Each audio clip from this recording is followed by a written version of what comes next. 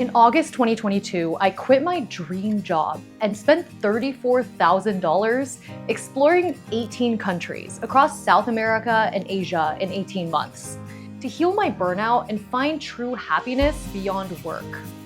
For several months, I dashed through bucket list destinations, but the wanderlust and thrill quickly petered out. Eventually, I stood on the coastal bluffs of Jeju Island and felt nothing. While roaming the cities of Japan, I peered jealously at people on their laptops in Starbucks. I was living my biggest life dream, but feeling burned out and hollow inside. That's when I realized that I had changed my circumstances, but not my state of mind. My biggest mistake was approaching my sabbatical the same way I approached my career, like a workaholic. Back home, working doggedly in pursuit of more success and prestige had turned me into an anxious mess, unable to live in the present.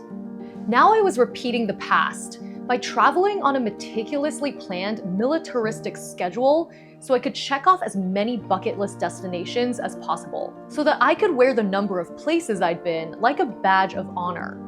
Only then would my life be as worthwhile as the travel influencers I envied. Something had to change if I was going to enjoy my time off. These are the 4 key steps I took that transformed my sabbatical and my life, and what they taught me about balancing well-being and ambition. I remember feeling defeated, laying in bed in Tokyo, mourning what was supposed to be my big life plan, visiting all 34 countries left on my bucket list during my sabbatical. That way, I could get all the traveling out of my system and go home and just focus on career and family planning goals. Then I wouldn't fall too behind my peers who were hitting milestones like getting promoted, buying houses, and having kids. But my burnout gave me the clarity I needed to slash my sabbatical bucket list in half, to focus on quality over quantity. What was the point of seeing so many places if I didn't truly enjoy them?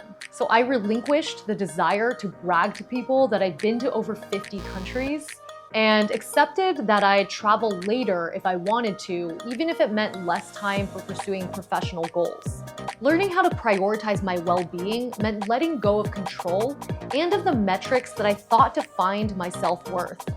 I began to measure success through the moments that I felt truly at peace, alive, and connected with others, instead of the quantifiable accomplishments that made my resume or online bio more impressive.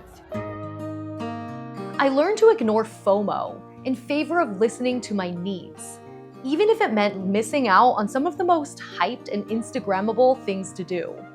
Instead of traveling 2 hours to the mountain backpacker paradise of Pai, Thailand, I stayed in Chiang Mai, just reading articles and watching mini docs from charming cafes. Instead of embarking on a Caribbean island tour from Cartagena, Colombia, I chose to sleep in instead after a night out dancing with friends.